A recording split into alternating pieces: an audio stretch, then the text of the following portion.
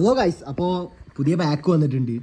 പറഞ്ഞാൽ മറ്റേ അവൻ്റെ പേരെന്താ, മറ്റേ പുസ്കസും പിന്നെ ഇവൻ മറ്റേ 150 രൂപ 100 രൂപേൻ്റെ പ്ലെയറാണ്. മറ്റേ ഇതിലുണ്ടല്ലോ, നമ്മൾ പൈസ കൊടുത്ത് വാങ്ങില്ലേ, റൂഡ് വന്നിസ്റ്റൊരു അവൻ ഫോക്സ് ഇവൻ ഡീപ്പ് ലൈനാന്ന് തോന്നുന്നത്. ഇവൻ ഗോൾ പോച്ചറാണോ? ഇവനൊക്കെ ഏകദേശം ഡീപ്പ് ലൈനാണ് വന്നത്. എന്തായാലും ഇതിൽ കറക്കിയിട്ട് കാര്യമില്ല.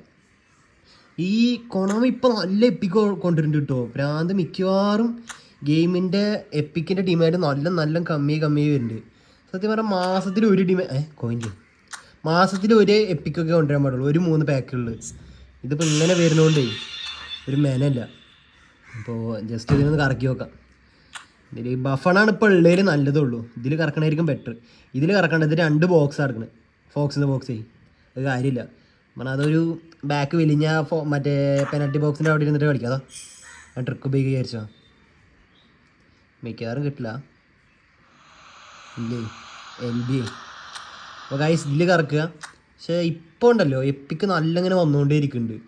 ഇപ്പോൾ മിക്കവാറും ഗെയിമിൻ്റെ ഡൗൺഫാളാന്ന് തോന്നുന്നു. ഇവർ പൈസ ഉള്ളതൊക്കെ എല്ലാവരും വലിക്കുന്നുണ്ട്.